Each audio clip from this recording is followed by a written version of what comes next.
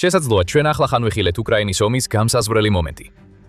პუტინის ყველა ინტრიგისა და მისი მცდელობის ფონზე რომ დაკოს ნატო და არ მისცეს უკრაინას ის, რაც მას თავის დასაცავად სჭირდება, ნატომ უბრალოდ გადადგა უზარმაზარი ნაბიჯი. სამმა ძლიერმა გადაწყვეტილებამ უკრაინა გამამარჯვების ზღვარზე დაატენა. პუტინი ახლა თავისი ყველაზე დიდი კოშმარის წინაშეა. მას დაყოფა სურდა, მაგრამ მან უფრო გაერთიანებული ნატო და უფრო ძლიერი უკრაინა შექმნა. ყველაფერი მაშინ, როცა მისი 2026 წლის ყველა გეგმა წყალში ჩაიხარა. 7 ივლისს ნატოს ანკარის სამიტი დაიწყო. იყო უამრავი სპეკულაცია იმის შესახებ თუ რას გადაწყვეტდა ნატო, როდესაც მისი წევრები შეიკრიბნენ, რათა გამოეცხადებინათ თავიანთი უახლესი გეგმები, თავდაცვის ალიანსის გაძლიერებისა და იმის უზრუნველსაყოფად, რომ უკრაინას ექნებოდა ყველაფერი, რაც სჭირდებოდა რუსეთის წინააღმდეგ ბრძოლისთვის. მაგრამ ეს სამიტი საბოლოოდ მხოლოდ პუტინის წინააღმდეგ ბრძოლაზე არ იყო. ნატოს წევრებმა მიიღეს 3 მძიმე გადაწყვეტილება, რომლებმაც შოკის ტალღები გაავრცელეს კრემლში. და ამ შოკის ტალღების ძალას ვლადიმირ პუტინზე მეტად არავინ ივცნობს, რომელიც ვერაფერს გააკეთებს, გარდა იმისა, რომ უყუროს, როგორ შეიცვალა უკრაინის ომის მიმდინარეობა სამუდამოდ. დავიწყებთ ყველაზე მნიშვნელოვან ნაბიჯს, რომელიც ნატომ ახლახან გადადგა.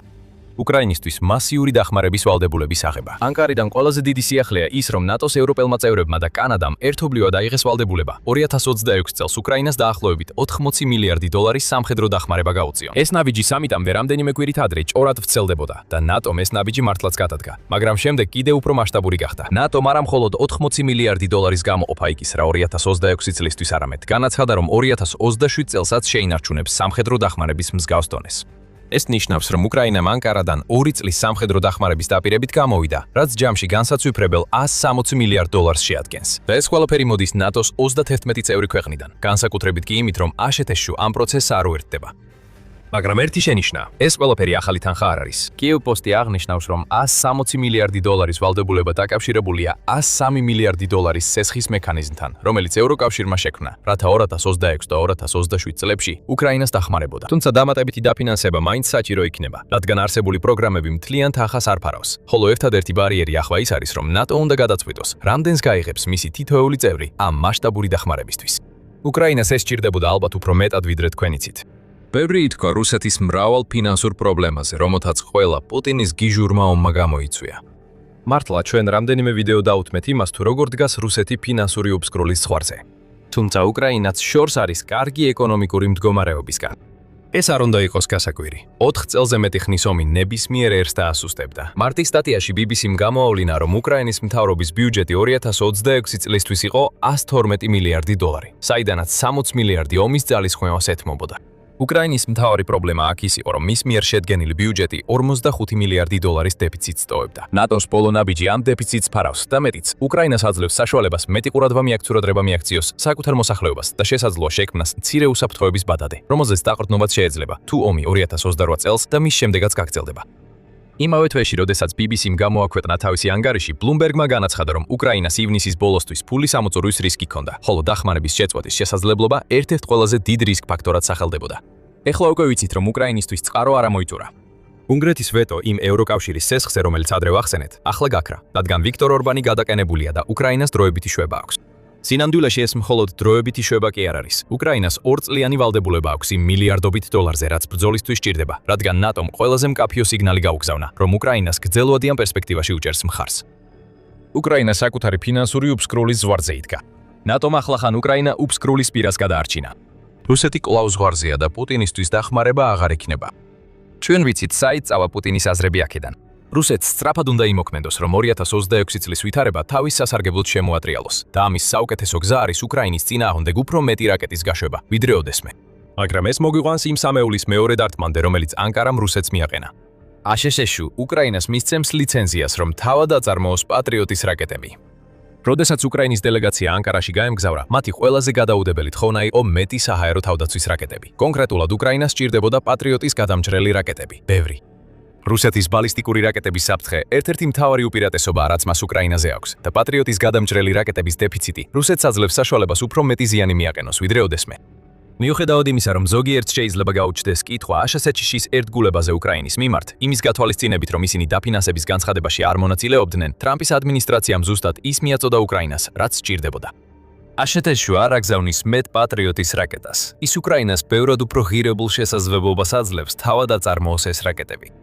უკრაინის პრეზიდენტ ვოლოდიმირ ზელენსკისთან ერთობლივ პრესკონფერენციაზე აშშ-ის პრეზიდენტმა დონალდ ტრამპმა განაცხადა: "ჩვენ მივცემთ მათ უფლებას აწარმოონ პატრიოტები, ვაჩვენებთ როგორ უნდა დაამზადონ ისინი. ასე რომ ვეღარ იჩიულებთ რომ საკმარის არ ვაძლევთ, ეხლა თავად უნდა აწარმოონ ისინი." მიუხედავად იმისა, რომ ეს განცხადება მცირე შეურაცხყოფასაც შეიცავს, უკრაინისთვის ეს ნამდვილი მუსიკა იქნება. აშშ-მ ადრე მხოლოდ გერმანიასა და იაპონიას მისცა პატრიოტის რაკეტების წარმოების ლიცენზია. უკრაინა ძალიან განსაკუთრებულ სიას შეუერთდება, მაგრამ ეს სწორედ ის სია, რომლის ნაწილიც უკრაინას სასწრაფოდ სჭირდებოდა. ვოლოდიმირ ზელენსკიმ ეს ანკარის სამიტის წინას მკაფიოდ აღნიშნა, როცა უკრაინის მთავარ პრიორიტეტად მეტი საჰაერო თავდაცვის რაკეტის მიღება დაასახელა. ყველაფერ დანარჩენს ჩვენ თვითონაც შევძლებთ, მაგრამ საჰაერო თავდაცვის საკითხში ჩვენი პარტნიორების სიმტკიცე გვჭირდება, დაამატა ზელენსკიმ. თუმცა როგორც ჩანს, უკრაინამ ანკარიდან მეტი პატრიოტის ტიპის გამანადგურებელი რაკეტების მიწოდების დაპირება ვერ მიიღო, მაგრამ ეს თვითდახმარების მიდგომა შეიძლება ქვეყნის სასარგებლოდ იმოქმედოს. უკრაინამ შთამბეჭდავი თავდაცვის ინდუსტრია შექმნა, მას შემდეგ რაც პუტინმა თავისი შეჭრა დაიწყო. 2026 წელს ამ ინდუსტრიას ექნება მოსალოდნელი წარმოების მოცულობა 55 მილიარდი დოლარის ოდენობით, რაც 55 ჯერ მეტია ვიდრე მაშინ, როცა პუტინმა შეჭრა დაიწყო. სხვა სიტყვებით რომ ვთქვათ, უკრაინას აქვს შესაძლებლობა აწარმოოს პატრიოტის რაკეტები. ეხლა მას აქვს ნებართვა და ტრამპის თქმით ის მიიღებს აშშ-სგან ინსტრუქციებს, რათა წარმოების პროცესი რაც შეიძლება სწრაფად დაიწყოს. რატომ არის ეს ესეთი დიდი გამარჯვება უკრაინისთვის? ამ კითხვაზე პასუხის გასაცემად საკმარისია გადავხედოთ სარაკეტო და დრონების იერიშს, რომელიც რუსეთმა 6 ივლისის ღამეს უკრაინაზე მიიტანა. ბლუმბერგის ინფორმაციით, თავდასხმის დროს უკრაინამ ვერ შეძლო რუსეთიდან გაშვებული 23 ისკანდერ M ტიპის რაკეტიდან ვერც ერთის ჩამოგდება. გამოცემა ასევე აღნიშნავს, რომ 6 ცირკონისა და ონიქსის რაკეტამაც შეძლო უკრაინის საჰაერო თავდაცვის გარღვევა. მას შემდეგ, რაც უკრაინას პატრიოტის გადამჭრელი რაკეტები შემოაკლდა, 2026 წელს ისკანდერის რაკეტების ჩამოგდების მაჩვენებელი მნიშვნელოვნად დაეცა. წლის დასაწყისში უკრაინა ამ რაკეტების დაახლოებით 80%-ს ანადგურებდა, მაგრამ მაისის შუა პერიოდში ჩამოგდების მაჩვენებელი 40%-ზე დაბლა დაეცა. და მცირე პერიოდის გამოკლებით, როცა მაჩვენებელი კვლავ 40%-ზე მაღლა ავიდა, მას შემდეგ ჩამოგდების მაჩვენებელი მხოლოდ იკლებს. თუ უკრაინა შეძლებს საკუთარი Patriot-ის ტიპის ჩამომგდები რაკეტების წარმოებას, მას შეიძლება საჰაერო თავდაცვა შეივსოს და რუსეთის საჰაერო იერიშები ბევრად ნაკლებად ეფექტური გახადოს. თუმცა როგორც დახმარების შემთხვევაში, აქაც ერთი შენიშვნაა. დრო. კითხვები რჩება იმასთან დაკავშირებით, თუ რამდენად სწრაფად შეძლებს უკრაინა მიაღწიოს იმ მდგომარეობას, რომ თავად აწარმოოს Patriot-ის ჩამჭერები. მით უმეტეს, რომ მასშტაბურად აწარმოოს ისინი ისე, როგორც საჭიროა რუსეთის ბალისტიკური რაკეტების შეტევების ეფექტურად შესაკავებლად. ტრამპი მიიჩნევს, რომ უკრაინა შეძლებს წარმოების სწრაფად ათვისებას, როგორც კი აშშ-ში აჩვენებს, როგორ უნდა გაკეთდეს ეს. მაგრამ წარსულ ლიცენზიების მიხედვით, ამას შეიძლება საკმაოდ დიდი დრო დასჭირდეს. Defense Express აღნიშნავს, რომ იაპონიას 2 წელი დასჭირდა, რათა თავისი Patriot-ის წარმოება დაეწყო და გაეშვა.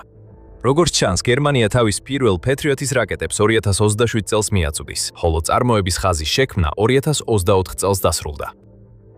ამიტომ ეს შეიძლება მრავალწლიანი პროექტი იყოს უკრაინისთვის. თუმცა არც ერთი ამ ლიცენზიანტიდან ამჟამად პირდაპირ თავდასხმის ქვეშ არ იმყოფება. უკრაინას უფრო მეტი мотиваცია აქვს ვიდრე იაპონიას ან გერმანიას, რომ წარმოება აწყოს და ამუშაოს და მან აჩვენა საოცარი მოქნილობა, როცა საკუთარი ზუსტი იარაღები იდეის ეტაპიდან მოკლე დროში მასობრივ წარმოებამდე მიიყვანა. თუმცა შეიძლება უკრაინას წლები დასჭირდეს, რომ ამ გადაწყვეტილების სარგებელი რეალურად იგრძნოს. უკრაინას დასჭირდება ნატოს პარტნიორების დახმარება, რომლებსაც მოუწევთ პატრიოტის ჩამჭერი რაკეტები მიაწოდონ, სანამ ეს შესაძლებლობა შეიქმნება. მიუხედავად ამისა, ჩვენ აქ ვხედავთ მნიშვნელოვან პირველ ნაბიჯს, რომლითაც უკრაინა აძლიერებს თავის საჰაერო თავდაცვას რუსეთის ბალისტიკური რაკეტების საფრთხის წინააღმდეგ. და ამით მივდივართ მესამე დარტყმამდე, რომელიც ანკარამ რუსეთს მიაყენა. ნატომ კიდევ ერთი მასიური ნაბიჯი გადადგა, რომელმაც უკრაინა ევროპულ საფრთხეების გარემოში უფრო ღრმად ინტეგრირა ვიდრე ოდესმე. მაგრამ სანამ გავამხელთ, რა ნაბიჯზეა საუბარი, ეს არის მილიტარი შოუ. თუ ჯერ არ გაქვთ გამოწერილი, ეხლა იდეალური დროა დააჭიროთ ხილაკს და ჩართოთ შეტყობინებების ზარი, რომ ყოველთვის ნახოთ, რას შემოგთავაზებთ შემდეგ. ბოლო ნაბიჯი, რომელიც ნატო ანკარაში გადადგა, უფრო პოლიტიკური სიგნალის მიცემა იყო, ვიდრე უკრაინისთვის მხარდაჭერის გაწევა. მაგრამ ეს იყო სიგნალი, რომელიც პუტინს არასდროს სურდა დაენახა. ნატომ კოლექტიურად განაცხადა, რომ უკრაინა ევროატლანტიკურ სივრცეში უსაფრთხოების განმტკიცებაში წვლილის შემტანია. ზედაპირზე ეს თითქოს უმნიშვნელო რამ ჩანს. შეგიძლიათ იკამათოთ კიდეც, რომ უკრაინა ამ პოზიციას დიდი ხანია იკავებს, განსაკუთრებით მაშინ, როცა ის ევროპაში თავდაცვის პარტნიორობებს აკალიბებს და დრონების წარმოების წამყვან ქვეყნად იქცა.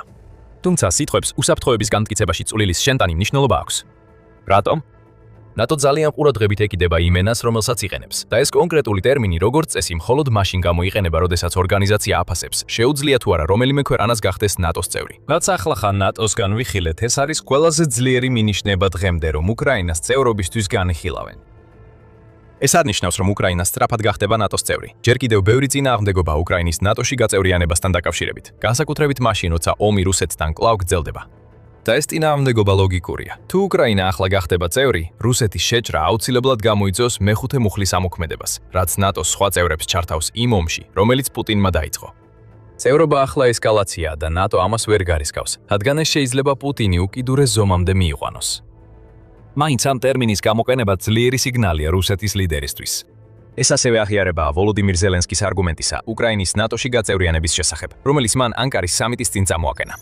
მართლა გჯერათ, რომ სწორი იქნება ნატოს გარეთ დატოვება. ქვეყანა და ხალხი ასეთი თავდაცვითი შესაძლებლობებით, კითხულობდა ვოლოდიმირ ზელენსკი და ამატებდა. თუ უკვე გვაქვს ეს შესაძლებლობები, თუ უკრაინელებმა უკვე იციან ასე ბრძოლა, მაშინ ნამდვილად აზრი აქვს, რომ ეს შესაძლებლობები გახდეს ალიანსის კოლექტიური თავდაცვის ნაწილი. ეს ყველას გაგვაძლიერებს.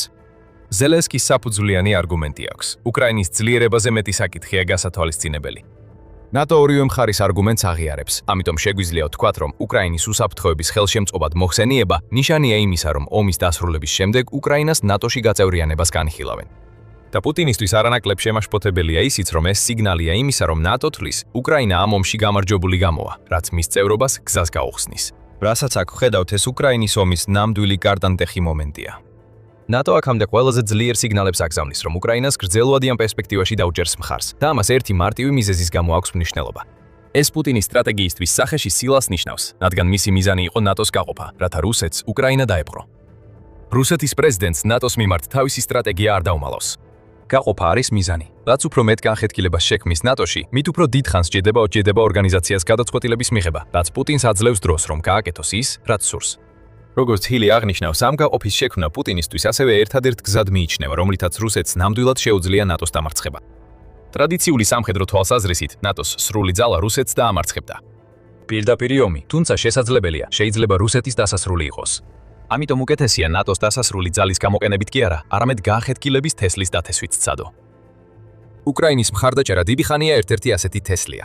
აშშ-ზე მანიპულაციის მცდელობა მას შემდეგ, რაც დონალდ ტრამპი ხელისუფლებაში მოვიდა, რუსი ლიდერების ერთ-ერთი ტაქტიკაა და მას ძალიან გაუხარდებოდა, რომ ტრამპი ბოლო რამდენიმე წლის განმავლობაში ნატოს აკრიტიკებდა. ეს კრიტიკა არ დასრულებულა. იმავე ანკარის კონფერენციაზე, სადაც ტრამპმა თქვა, რომ აშშ-ში ტრამპს პატრიოტის რაკეტების ლიცენზია მისცემდა, ტრამპმა ასევე ესპანეთი დაკარგულ საქმედ და ნატოში საშინელ პარტნიორად მოიხსენია. როგორც ჩანს, ეს იმით იყო გამოწვეული, რომ ესპანეთმა არ მისცა აშშ-ს უფლება თავისი ტერიტორიის სამხედრო ბაზები ოპერაცია ეპიკური რისხვისთვის გამოეყენებინა. მაინც ეს აჩვენებს, რომ ნატოში პუტინს აქვს შესაძლებლობები, რომ ისარგებლოს არსებული სიტუაციით. პუტინი ცდილობს ნატოს ჩავარდნა მოაწყოს. ახლა არსებობს შეშფოთება, რომ რუსეთი გეგმავს სამხედრო მოქმედებას, შესაძლოა ბალტიისპირეთში ან პოლონეთში და ის განხეთქილება, რომლის შექმნასაც პუტინი ცდილობდა, გადამწყვეტი იქნება. რაც ნატომ ახლახან გააკეთა ანკარაში, განსაკუთრებით უკრაინისა და მისთვის გაწეული მხარდაჭერის კუთხით, არის გზავნილი პუტინისთვის. განხეთქილება, რა განხეთქილება? ყოველ შემთხვევაში, რაც შეეხება უკრაინას, ნატო ზუსტად იმ ერთიან ფრონტს აჩვენებს, რომლის ნახვაც პუტინს არ უნდა. დიახ, აშშ ფინანსურ ვალდებულებაში არ მონაწილეობს, მაგრამ პატრიოტის ლიცენზირებით დიდი ნაბიჯი გადადგა.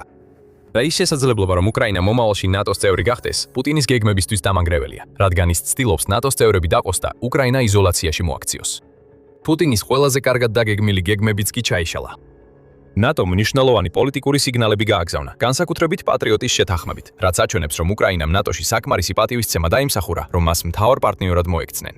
საბოლოო ჯამში ეს შეთანხმება მხოლოდ რაკეტების წარმოებას არ ეხება. ის აღიარებს, რომ უკრაინას აქვს შესაძლებლობა თავად აწარმოოს ეს რაკეტები, რაც პუტინის შეჭრამდე ასე არ იყო.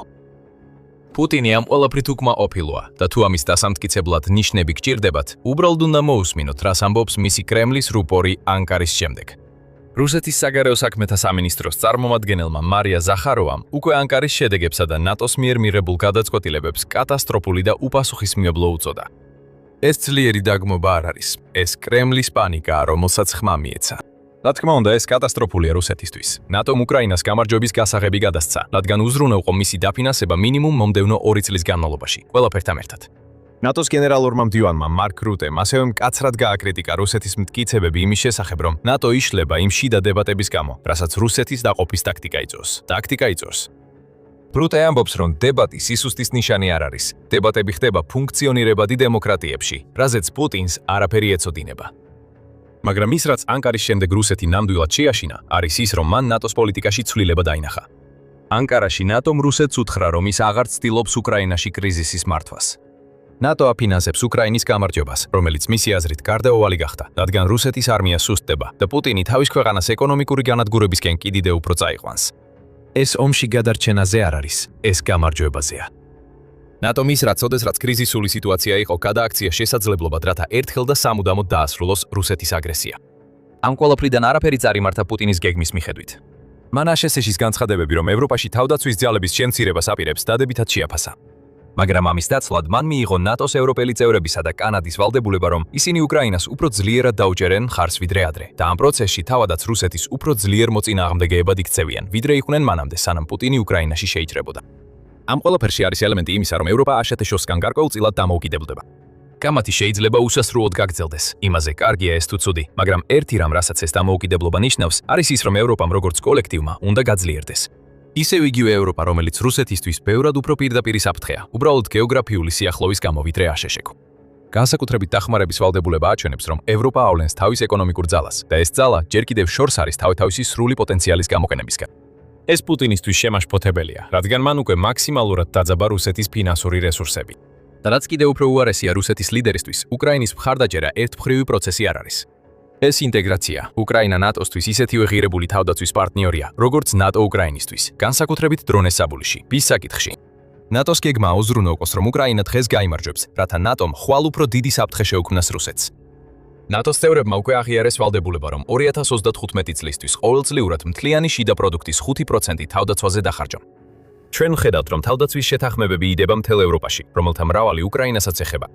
ვლადიმირ პუტინს სურდა გაყოფილი კონტინენტი შეექმნა, მაგრამ მან მხოლოდ ის მოახერხა, რომ შექმნა მონსტრი, რომელმაც მთელი თავისი ძალა უკრაინის მხარეს დააყენა ისე, როგორც რუსეთს არასდროს წარმოედგინა.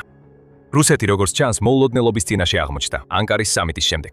ასე არ უნდა ყოფილიყო. ნატოს გეგმების შესახებ ხმები კვირებით ადრე ვრცელდებოდა და ჩვენ ამაზე ვწერდით. ჩვენს ვიდეოში ავხსენით, როგორ გადააჭარბებდა ნატოს 80 მილიარდი დოლარის დაპირება უკრაინის ყველა მოთხოვნას და რატომ იყო მნიშვნელოვანი, რომ ეს თანხა რაც შეიძლება მალე მისულიყო, ვიდრე გვიან. თუ გსურთ მეტი გაიგოთ, შეწყვეტეთ ის, რასაც ახლა აკეთებს და იმ ვიდეოს ყურებით კიდევ უფრო ღრმად გაიგეთ, რატომ აქვს მნიშვნელობა იმას, რასაც ნატო უკრაინისთვის აკეთებს.